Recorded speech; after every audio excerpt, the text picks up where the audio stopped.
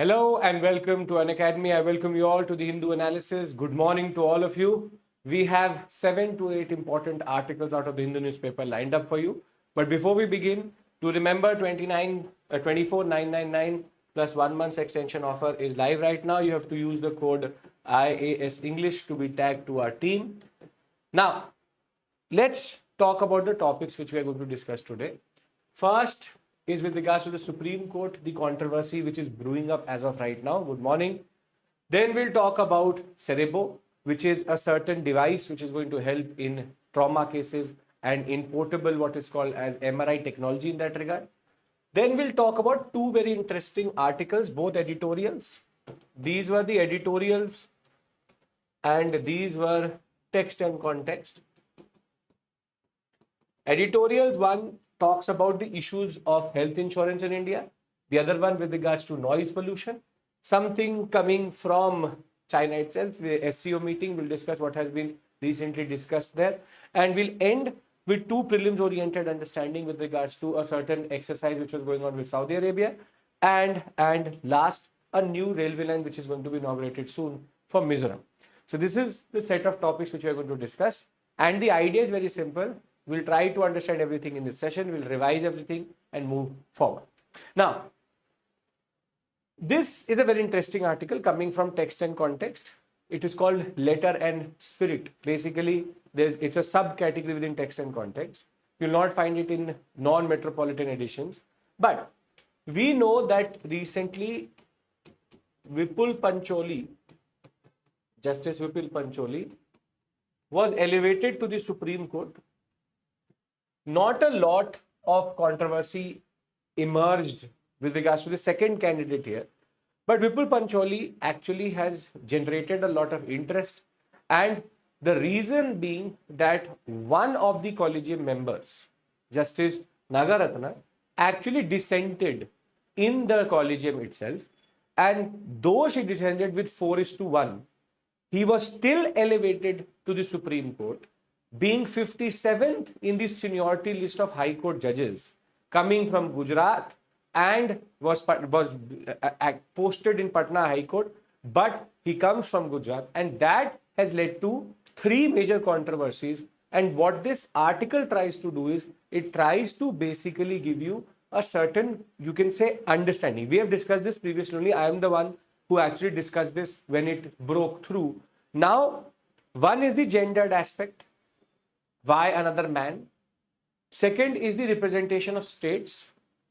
And third is the politics which happened behind, and what are the criteria which the collegium takes into consideration before it appoints somebody from the High Court to the Supreme Court.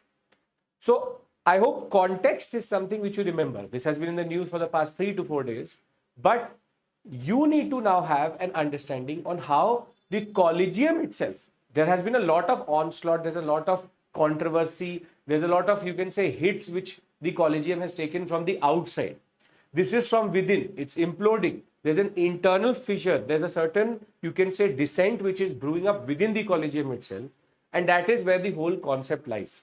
We know that the first judge's case said that there is executive precedence that was taken away from the second judge's case, where CGI plus 2 became the collegium. And by the third judge's case, it became CGI plus 4. 5-member body is going to elevate somebody from High Court to Supreme Court or select somebody as a Supreme Court judge. This much context should be clear. Do we have this context? Do we understand this context? Because then I will go into the concepts which the article tries to talk about, under what heads there are issues which are emerging here, not a topic which has been used. It's an evolving concept. It will keep on coming back in the newspaper. But as of right now, I want everybody's yes, sir. We understand the context of what has happened. It is not something new. It has been there for the past 3 to 4 days. Yes? Great.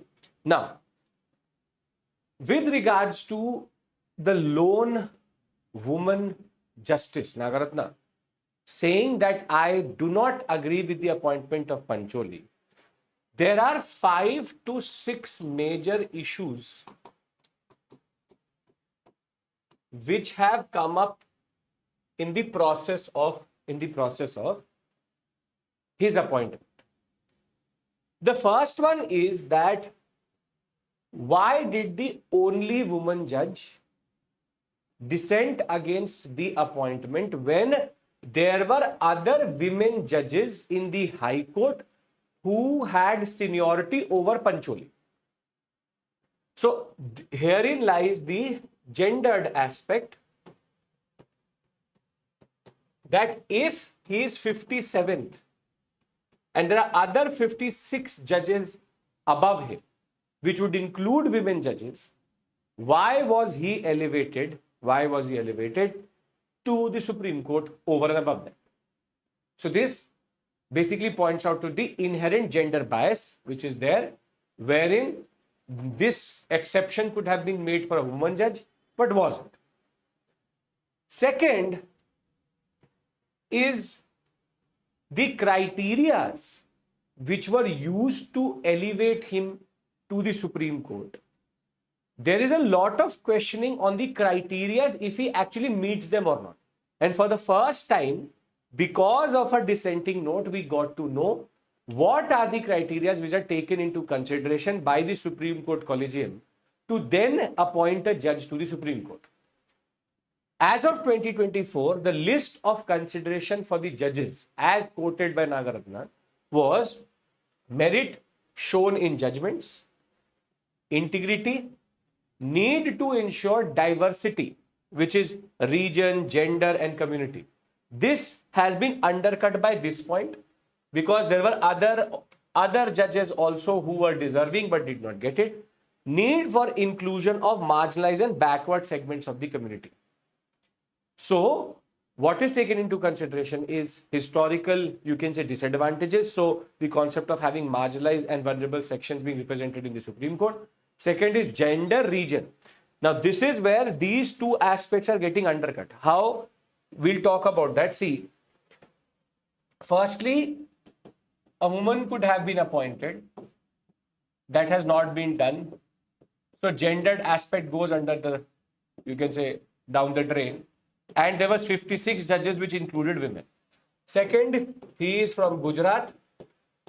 And that state has already representation, more representation, 3 judges now. So there is over representation of an area. So if you actually look at it and look at the different criteria, there is an issue because Pancholi is coming from an area which is already represented and is over represented now. And he comes from a gender which is not represented within the state itself, within the Supreme Court itself. So therefore, if you actually look at it, there is already a lot of question. So this and this both cannot be taken into consideration. Agreed?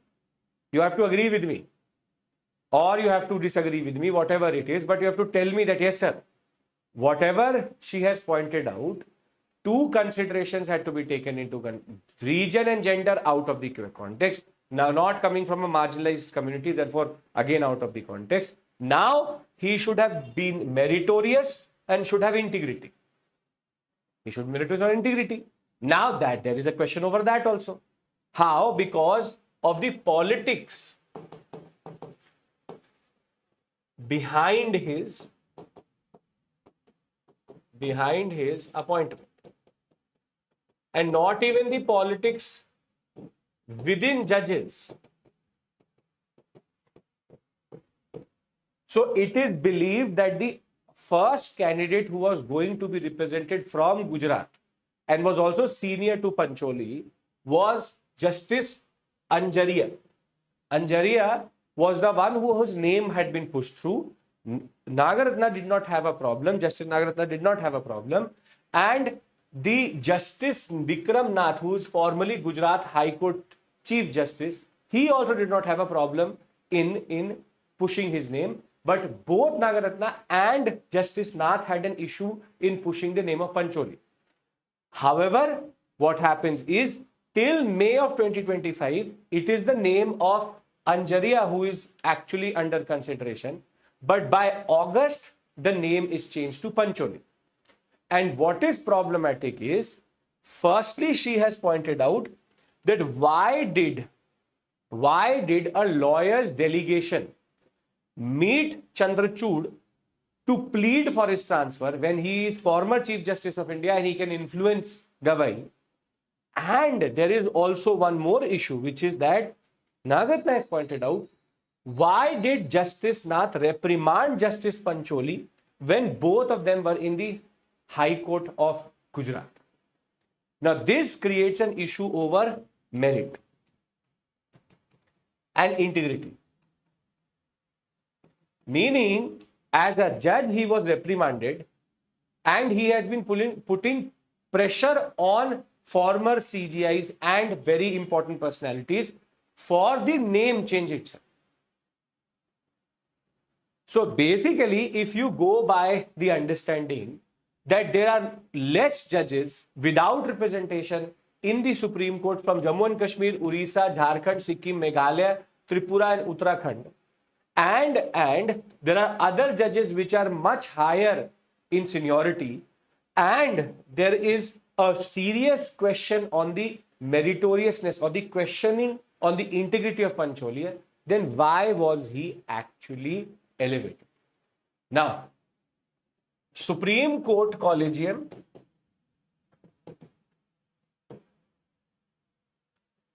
has been in the news quite a lot, right? The questions with regards to the opaqueness,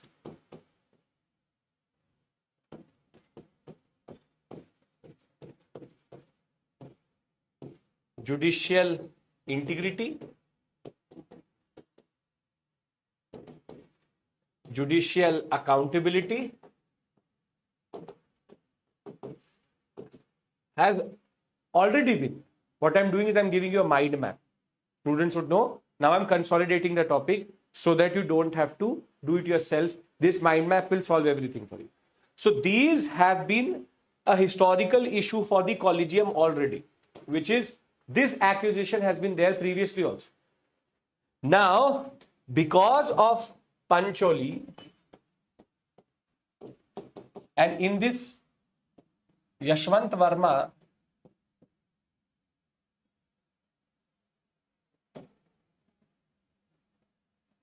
rather Justice Verma did not do very well for the collegium because of his conduct and the money being found in his house.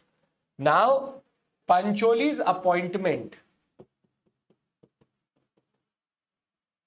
has raised questions on the collegium with regards to gendered representation, with regards to regional representation, seniority, and also integrity, with one member dissent. Now you can see this part was an external pressure, and this is now an internal pressure. And this basically creates an issue of how to look at judicial independence, judicial appointments in that area. So again, the topic is not complete, but whatever has happened till today, I've tried to bring it into focus with regards to what we are doing here. Are we sorted with regards to this? SC Collegium issue, Supreme Court Collegium issue, and how Justice Verma and Justice Pancholi have now made this task very difficult for the Supreme Court to justify its process of appointment. And now if the criteria have been pushed out of the judicial precedence has been created, it is, yes, lack of transparency and appointments, that opaqueness has been always been in focus. So basically, a question like this will basically give you, or this discussion gives you fodder for a question like this, which is the recent elevation of Justice Pancholi to the Supreme Court has revealed deep-rooted fissures in the collegium system. Explain. So this is talking about the internal issue rather than the external issue. Is this topic sorted? I'll keep on making this for you so that you are able to consolidate everything. I don't make it beforehand because when I make it in front of you, understand the thought process also. Sorted? I want everybody's yes, no. Come on. Quickly. Then this is GS paper 4, but this is more GS paper 2 and 3. Rather 2 and 4. Okay. Anything special about Pancholi?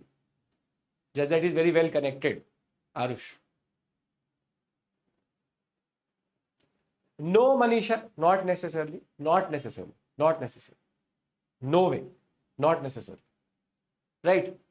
You don't need to specifically have what is called as a quote in that. Rooted in questions, challenges behind collegium. Great. Okay. Now, this is the second article from Text and Context, which is an indigenously developed CEREBO. Now, let's try to understand. There is, for example, an accident. And in that accident, the person is a two-wheeler driver, as a bike driver. And because he was inspired by Bollywood movies and used to think that he's invincible and most probably his head is made out of titanium, he was not wearing a helmet. Now, when that bike rider hits the pavement, obviously he will get what is called as TBI. Traumatic brain injury. Traumatic brain injury, be it a concussion, could also lead to internal bleeding and very serious issues. Now, TBI is a very big problem, which is traumatic brain injury is a very big issue. Even stroke, edema, multiple issues are based on traumatic brain injuries, where either a clot goes into your brain, or you hit your brain very hard, or you have a certain blunt injury on it, or you are dhoom machale. So there it could be anything. TBI, the problem is in a very gruesome accident. The only way to ascertain what is the severity of TBI is through CT scan and MRI. Either you use tomography, which is CT, or you use magnetic resonance imaging, which is an MRI. Both of them are very expensive, need infrastructure, and in most of rural India, and in cases where the injury is very heavy, it is very difficult to take that person to an MRI machine or to a CT machine, if there is a CT and MRI machine close by. And because in TBI, you need early intervention, meaning as quickly you will respond, the better the chance of the patient to survive. There is an issue, there's a gap. Ambulances cannot have MRIs and CTs, and even primary healthcare centers cannot have any form of MRI because the machine itself is very expensive. So therefore, there was a gap. That gap is now going to be filled by CEREBO. CEREBO is actually a handheld, portable, non-invasive brain injury diagnostic tool. It is like a gun, small gun. You keep it to the head, and it basically gives you the imaging, and it can point out TBI, detect intercranial bleeding, and within a minute tell you what are the issues which are being faced by the patient. It has been jointly developed by the ICMR, by the Medical Device and Diagnostics Mission Secretariat, AIIMS Bhopal, NIMHANS Bangalore, and Bioscan Research. Very important development. They should be lauded. They should actually be congratulated for doing something like this, because it is the need of the hour. It is safe for even pregnant women, and paramedics can use it, and even you and me can use it if we follow the instructions in that regard. So it is a very, very good development in that regard. We should really appreciate what they're doing for the nation in that regard, because this can reduce the mortality out of TBI. Now, I've been using this word TBI quite a lot. So what is TBI? TBI, as I told you, is sudden trauma and injury which disrupts normal brain function. Could be a concussion to very severe disease, or even you can say injury, which could lead to physical, cognitive, emotional, and behavioral impediments. The issues, as I told you, is that there is an infrastructural trained personnel issue. Invasiveness is also a problem, which is that most of the ways in which you can actually understand what has happened to a patient is either through surgery, and therefore CEREBO tries to solve that issue for you. And this is being developed within India itself. The technology is Indian. That is equally good and interesting for us. So therefore, this tool may be radiation free, cost effective, portable, and also can lead to decentralization, more dissemination of this understanding. Yes, Maverick, that is the whole point. If, for example, you get a stroke, you can just keep it there and it will basically tell you where the clot is. It can see clots, it can see concussions, it can see any form of physical, or you can say any form of brain inflammation, as it is called, it can be found. So, CEREBO. How do we summarize this? MRI, CT, institutional issues to diagnose TBI, needs skilled personnel, is also expensive. So CEREBO solves that issue for you by being portable, by being radiation free. At the same point of time, it solves what is called as human resource issues. It is also can be used by paramedics, increases accessibility, and makes critical response easy.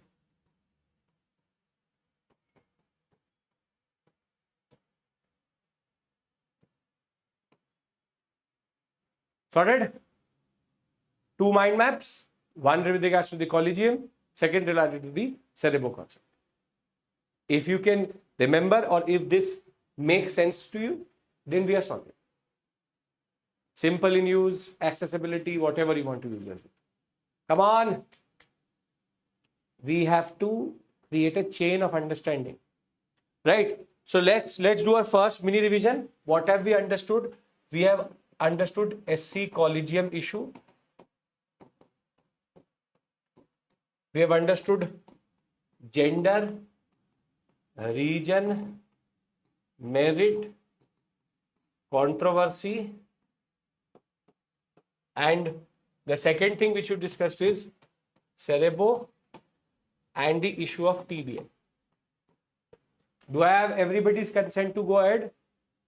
These two concepts, text and context, should be clear. This was text and context, should be totally clear to you.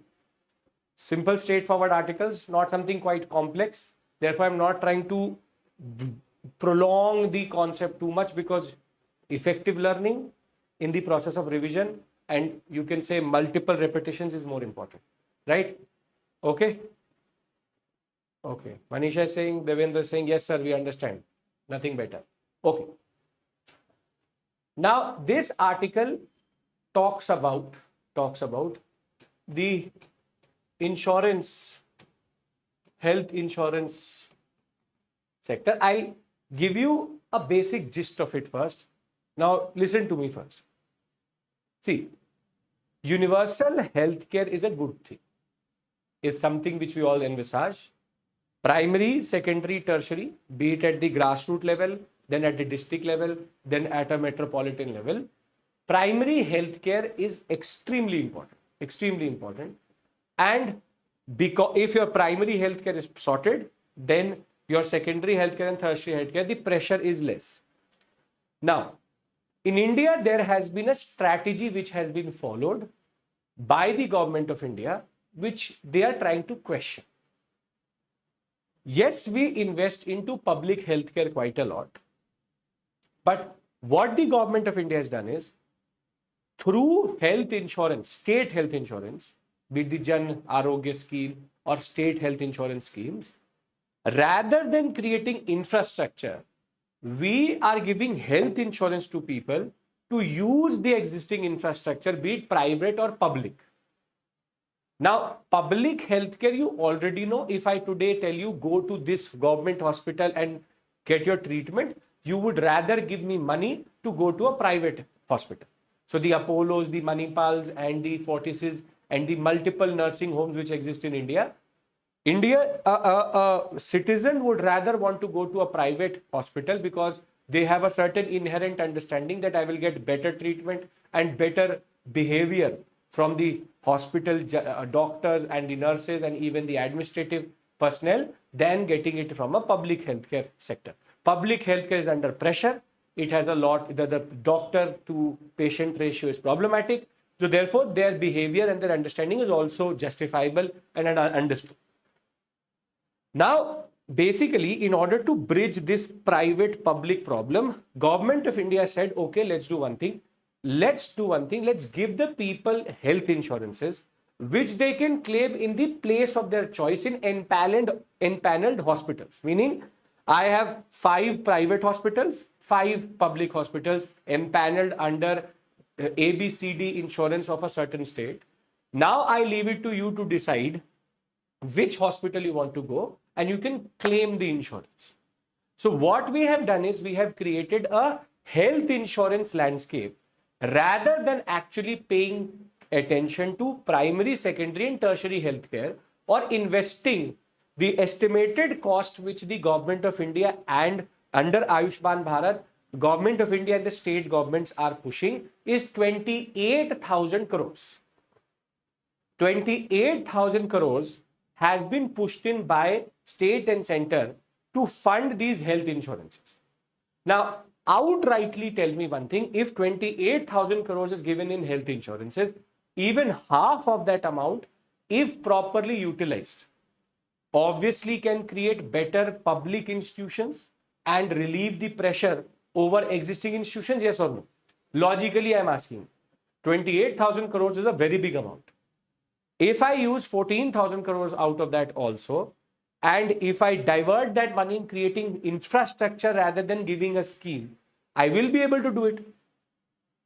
This is what the article actually says. The article tries to argue that we have a flawed mechanism as of right now and tries to point out what are the problems in the rise and the risk of health insurance in India. Do you understand the premise now? That both of them are trying to point out what are the problems in having a certain landscape which is based on insurance, not primary, secondary, and tertiary infrastructure. Any day it is better. Yes, that is the basic idea. Now let's build on that argument. There is an illusion which exists today that the universal healthcare can be achieved by expanding health insurance. If I can't create more public institutions, I allow people to go to private institutions. Pradhan Mantri Jan Arogya Yojana under Ayushman Bharat and state health insurances, which mostly cap your insurance at 5 lakh rupees a year per household, they all have been bridging the gap between public and private. Basically, they allow or enable people to go to private rather than going to public. Now, this has a problem. The first issue which they point out is a health insurance landscape privileges and promotes for profit medicine means if you are going to give people a choice and only insurance, they will obviously go to a private institution which is profit oriented. Let's be very clear. A private institution is profit oriented, a public institution is welfare oriented. So therefore, you are breeding hospitals which are working for profit, and you are also pushing the people into those hospitals by saying, okay, you go into this one. So where we all know that private sector is not innocent. They are not innocent people who want to help the people. Private sector or be it private hospitals are a other issue altogether, a bigger issue in India in that regard. How they do unnecessary treatments, how they do not have the right personnel. Most of them are illegally operated. Most of them are basically money laundering. There's a lot which happens in a private institution. A profit-oriented institution is already problematic. Now you are asking them to go to a profit-oriented medicine sector where basically a doctor, if you need one CT, will ask you to do an MRI. And the radiation which you will get from the MRI may infect you later. We have thousands of cases where people were operated upon for things which were not needed. Now, this is where if you are going to promote health insurance, private sector will get promoted. Second, at the same point of time, tell me one thing. You must have used, I hope you haven't. When do you get health insurance? As an OPD patient, outpatient, or when you get admitted into the hospital? You have to tell me. If you have a health insurance right now, your health insurance will be very clear in saying one thing. You can claim health insurance when? As an OPD patient or as an inpatient. When you are going to consult the doctor or you are actually hospitalized in the hospital itself. When you are admitted, right? Now, tell me one thing. This in turn creates an issue. Even if you don't need hospitalization, you will be asked to be admitted. This basically takes away the emphasis out of primary care, and now unnecessary financial burden, hospital administrative costs, bedding cost, most of it may not be covered in the health insurance. This is the problem. Mr. Gill, I understand that daily procedures, you may have a very sophisticated insurance, but a government insurance is not going to cover 24-hour procedures, laparoscopy and all. It is going to only cover what is called as the concept of an OPD patient, inpatient in that regard. You have to get admitted to get that insurance. So even if, for example, I get a bruise and I want stitches, stitches is 5,000 rupees, I can't afford it. So rather than just doing the stitch in the OPD, now the hospital is going to say, okay, get admitted. So I will get admitted, then I will do bedding charge, I will do this and that, and then get the stitch. The stitch cost may get covered, but the administrative cost, there are non-insurance, or there are certain parts of health insurance, or there is certain cost of hospitals which is not covered by health insurance in that. So do understand this point very clearly that getting admitted is a different hassle altogether. Out-of-pocket expenditure increases. Third, there is a very big issue in the utilization of the money also. If you go by the official numbers of PM Jan Arogya Yojana and the state health insurance departments, 80% of our population is insured. 80%. But if we actually talk about how many people know about Ayushman Bharat or Jan Arogya Yojana, it is exponentially lower.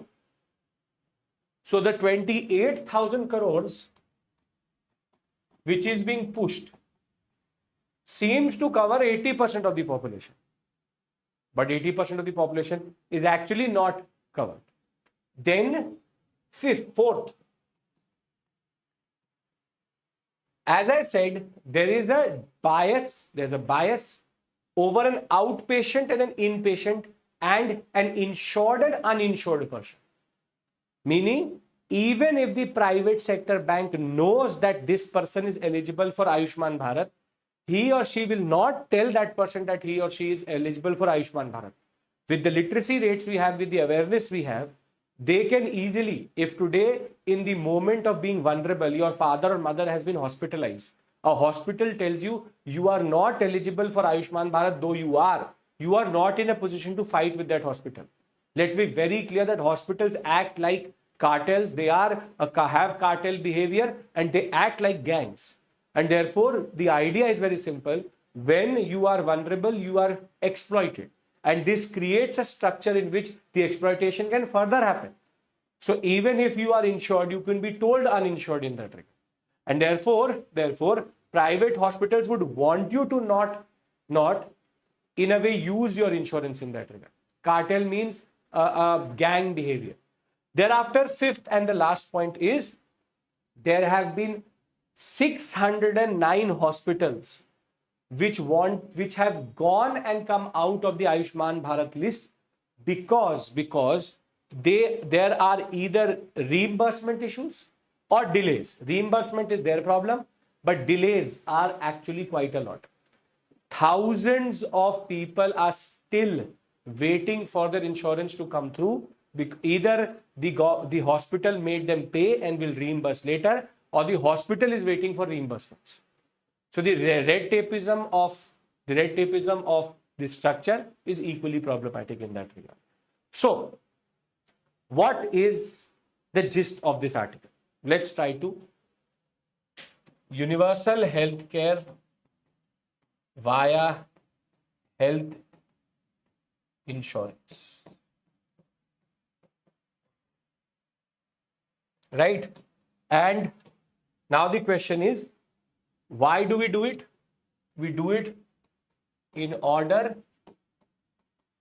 to cover the gap between public and private. But this creates issues. What are the issues? The issues are, first, it promotes for-profit behavior. Second, it allows discrimination between insured and uninsured. Third, inpatient bias. Thereafter, utilization and coverage issues. And last, red tapeism and gains. Sorted? You will be able to use this information.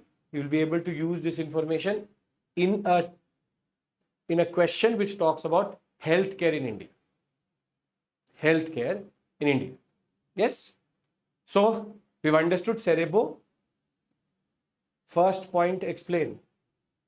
For-profit behavior means that it is going to promote private institutions over public institutions, therefore profit-oriented understanding.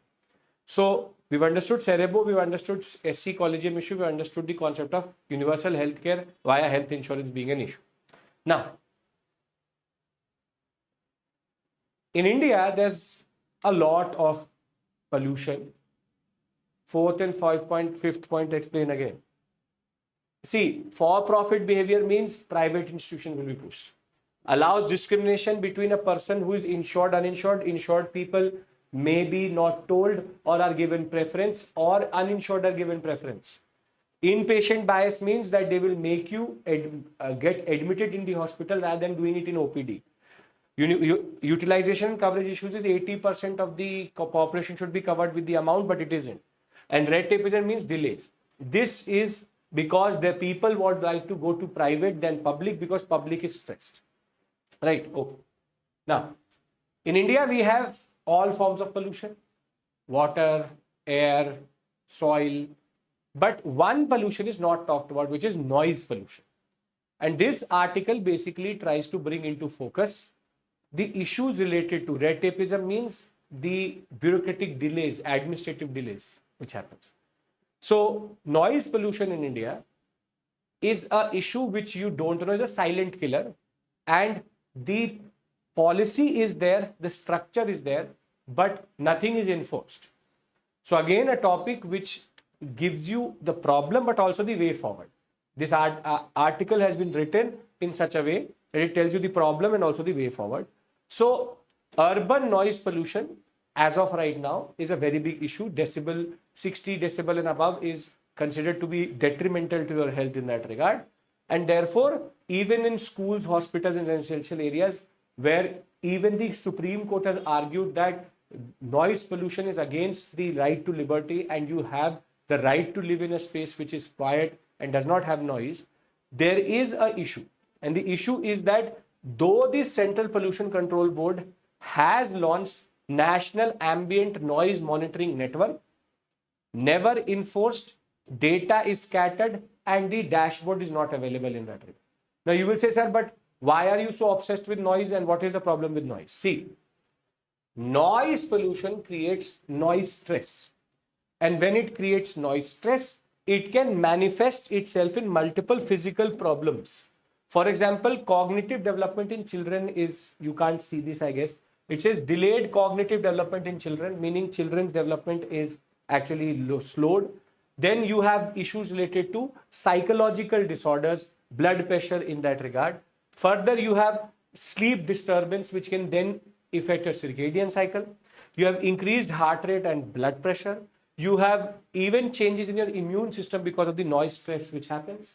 Anxiety, annoyance, cortisol levels, hypertension, cardiovascular issues and elevated adrenaline levels all are related to noise. And as a UPSC aspirant, you would know how important it is to be able to concentrate. A lot of you go to libraries because you cannot get the right level of, you can say, environment in your homes. And therefore, noise pollution is an issue. People will not talk about it, but noise pollution is an issue. Now, what are the reasons why we have noise pollution in the urban sector, in multiple other sectors of India? So herein we have a regulatory framework. We know that the traffic, the late night drilling, crane operations, infrastructure expansion, the construction activities which are happening in the you can say urban sector overnight contribute to this. Further, we also know that according to the WHO, in the night the ambient noise should be between 40 to 50 decibel. But in most cities, even in Delhi and Bangalore, it is 65 and 70. There is also one more study which has talked about the fact that how urban noise is disrupting maynas. Maynas, common mayna is a bird which has started to become extinct also in that regard.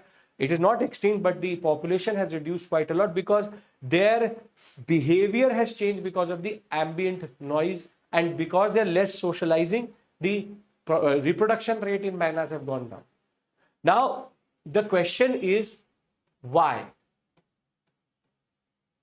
First is there is no regulatory framework which is unified. It's a fragmented regulatory framework. Further, RTIs, if they ask you about this information, they are not being answered. And in most cases, be it the Central Pollution Control Board or the State Pollution Control Board, they are working in silos. Silos means they are in different, you can say, zones altogether. They don't know. The Central Pollution Control Board does not know what the State Pollution Control Board is doing. And therefore, there is no coordination.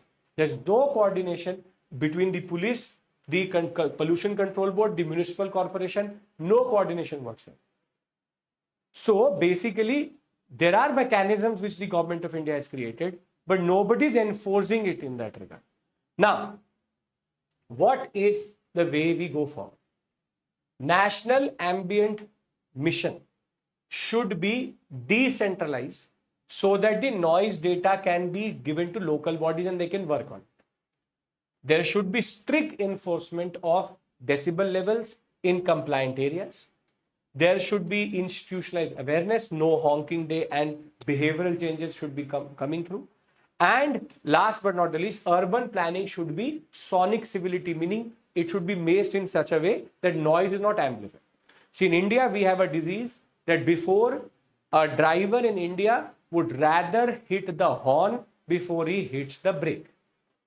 This is a behavior issue. Basically, for lakhs of, I would say crores of drivers in India, the horn is the brake. And therefore, till we don't bring in this behavioral change where honking is made into a problem, till then we will have this issue for sure.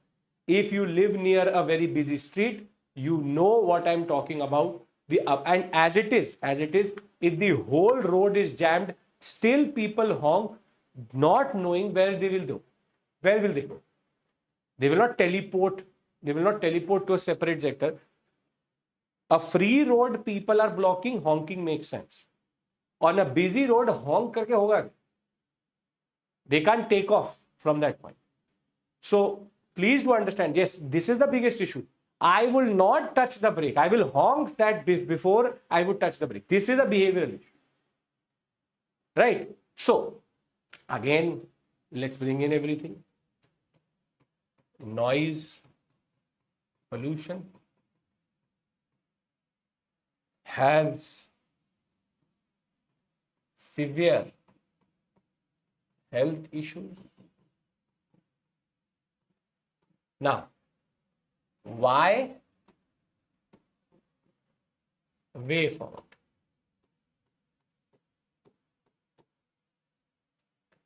Why is there noise pollution? Traffic, construction, urbanization.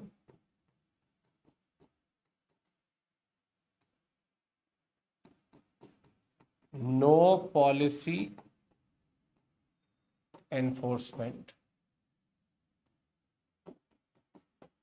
lack of coordination,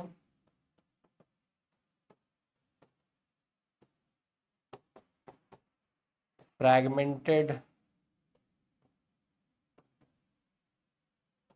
you can say, policy, and last is behavior. So what is our way forward? Decentralization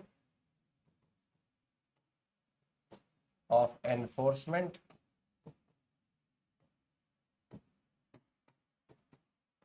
behavioral change,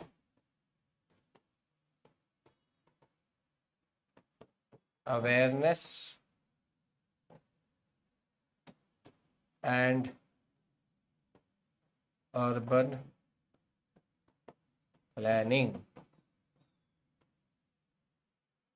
Again, sorted?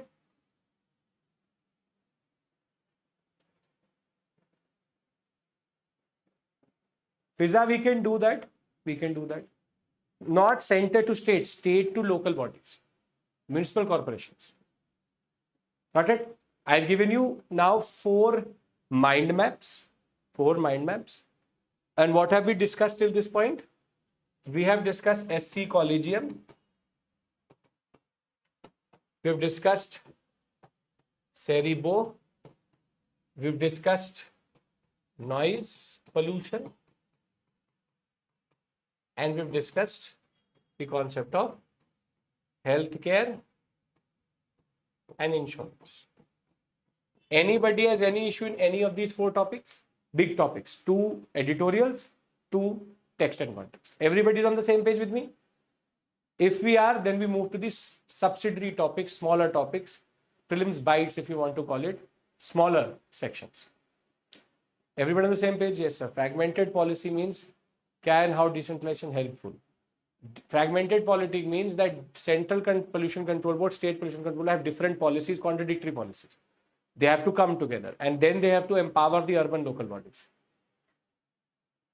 Right? Lalita, I hope that makes sense. Okay. Now, we know that the Prime Minister is in Tianjin, and we also know that the SCO meeting has been seen as a major, you can say, moment in geopolitics as of right now, because of how Trump has weaponized tariffs and the Pakistani movement towards the US. India is now moving closer to Russia, and now because of the, you can say, equal treatment of India and China have come together. So in world history, I always say this, there are no permanent enemies and allies in world history. If you go by history, you'll understand this. And if you look at the whole landscape of geopolitics and historical developments, world history tells you there is no permanent enemy and no permanent ally in this world. That is where you can see three major, Russia, China and India, using the SCO summit to send a message to the world as of right now. The RIC of BRICS has now become very, very active. And we have seen our Prime Minister talking about terrorism. He has made terrorism a very, very important agenda. We have seen the Prime Minister of Pakistan grumpy and jealous of how things are turning out. We've seen multiple videos of how he has been snubbed. He should be, he deserves that. Asim Munir should have been sent. Why did he go? Because he is, as it is, a puppet in the hands of Asim Munir, but that's a separate issue altogether. The point is, SCO is still happening as we speak. This topic is not over. We don't know all the major declarations out of SCO. But there is one important declaration which has come through, which is called the Tianjin Declaration, which has been adopted by all members, including Pakistan. Pakistan को तो पहले ही कर लेना चाहिए था. Called for cross-border movement of terrorists should be stopped. It talked about firm commitment to fight against terrorism, separatism, extremism, and Pahalgam was talked about.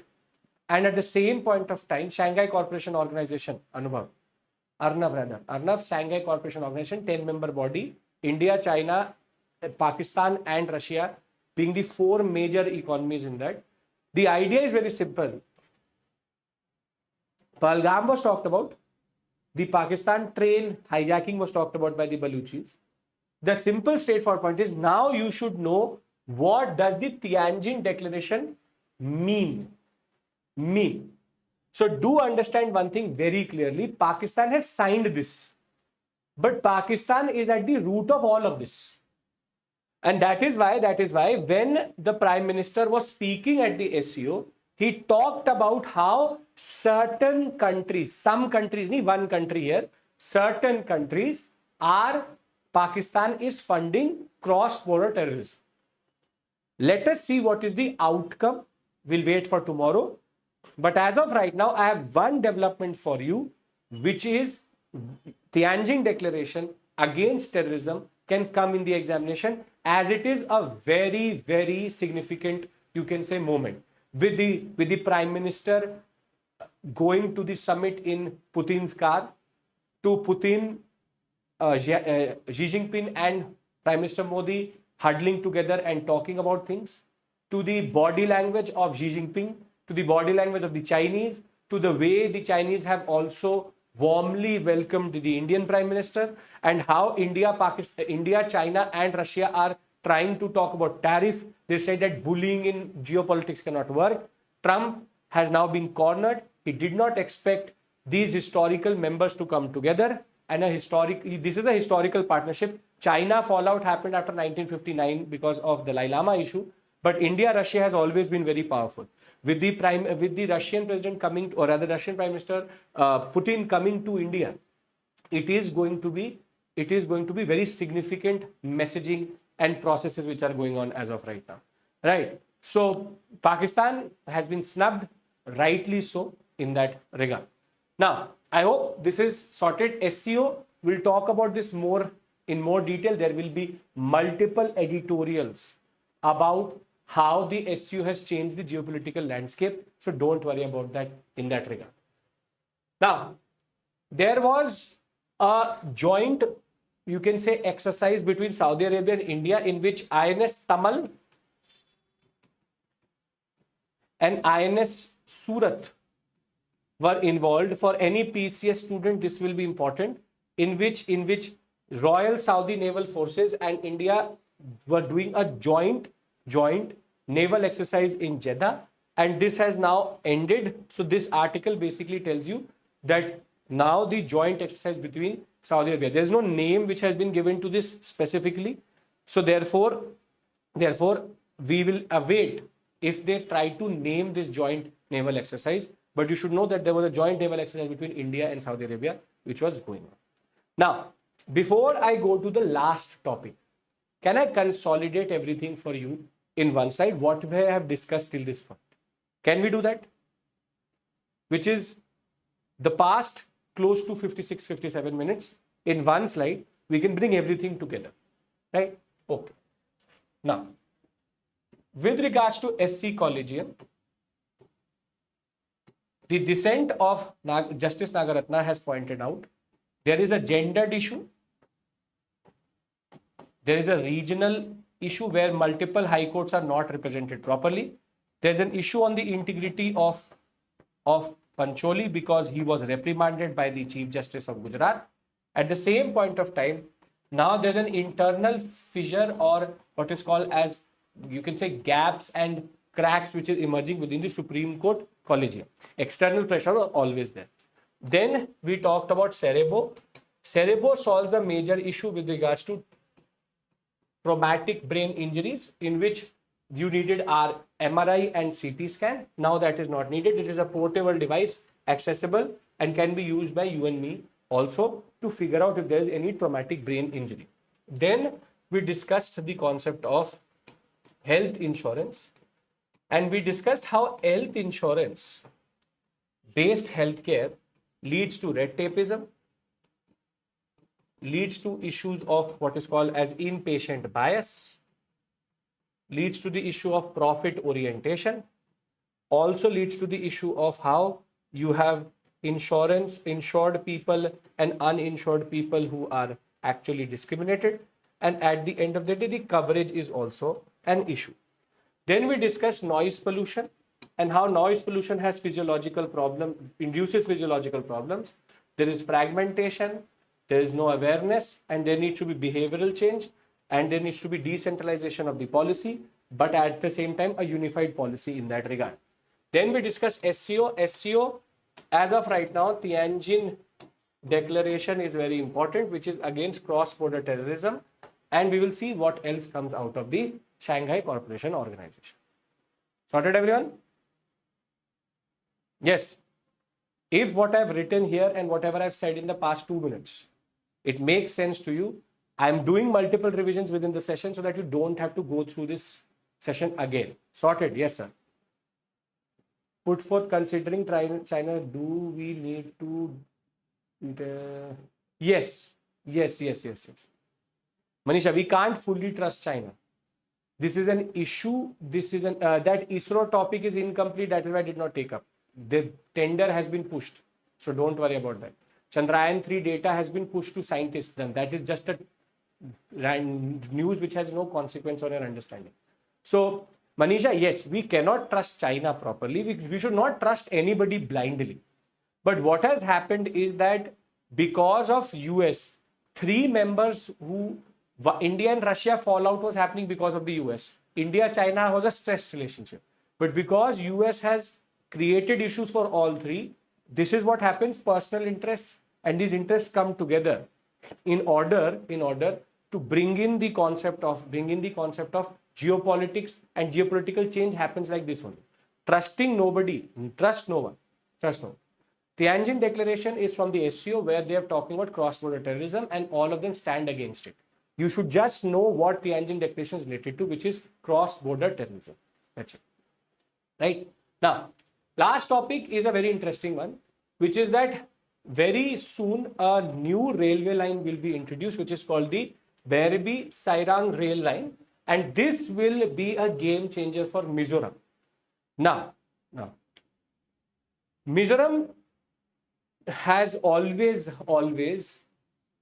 found it very difficult to be connected through railway lines. But a 51-kilometer Bairabi-Sairang broad gauge line, which is going to be opened in the second week of September, will be a game changer because it will connect Aizawl with the rest of the country via Assam. And this line is very significant because this line, 48 tunnels, and the Kurung Bridge on Sairang, which is the longest, tallest bridge in this sector, will allow for better connectivity of Mizoram, and basically the northeastern sector will have better connectivity to the rest of India, in turn being a very important moment in our history of railways in that regard. They have always used either flights or buses and cars. This is going to forever change how Mizoram will be connected to India.